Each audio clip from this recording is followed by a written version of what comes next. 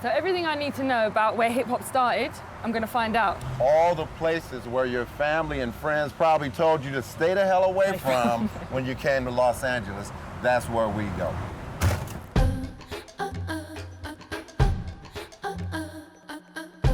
My name is Joanna Abeyie. I'm a journalist, entrepreneur, and massive hip-hop fan. Hip-hop has made millionaires of people who started with nothing for over 3 decades now. And many of the biggest West Coast rap moguls, from Dre to The Game and Kendrick Lamar, have their roots here in Compton. What was it about this legendary place that made so many big money empires? Hodari Sababu is the stepdad of none other than Compton superstar The Game. I want him to show me the notorious neighbourhoods where my heroes started out. Places that until now I only knew through their lyrics. This is where The Game grew up. That is Dr. Dre's old house. And 1612, this is the house where Kendrick Lamar grew up. Over to the left is Centennial High. The Bloods go there to Centennial. The local school, Centennial High's most successful alumni include Dr. Dre and the reigning king of hip-hop, Kendrick Lamar. And when Kendrick and Dre and those guys are coming up, you might have to go through 2 or 3 enemy territories or neighborhoods just to make it to school. Once you grow up in a place like this, making a record, that's nothing. It's the fearlessness of living in a place like this. That was kind of the birth of their grit. Yeah, I guess. That's where it came from.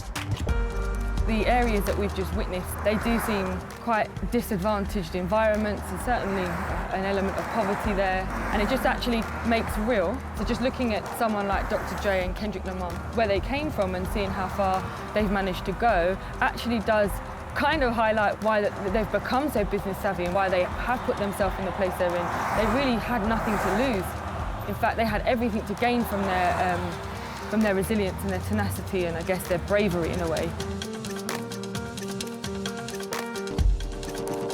I can't believe we're going to the site of the legendary Compton Swap Meet, a hip-hop institution where many of today's biggest moguls cut their teeth.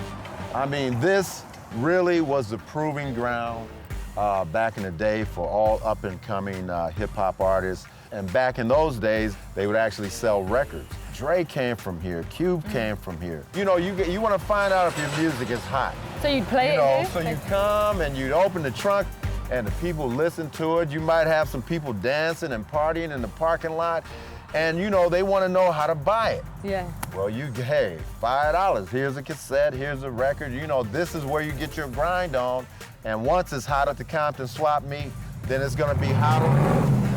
And believe me, it was money to be made. And these guys realize that. If you selling it for $5 and you pressing it up for 99 cents, that means that you're making profit. So slinging records at the swap meet was the start for lots of moguls. But there were other supporters giving hip-hop a push towards commercial success. DJ Yessie Ortiz used the radio to help loads of artists on their way.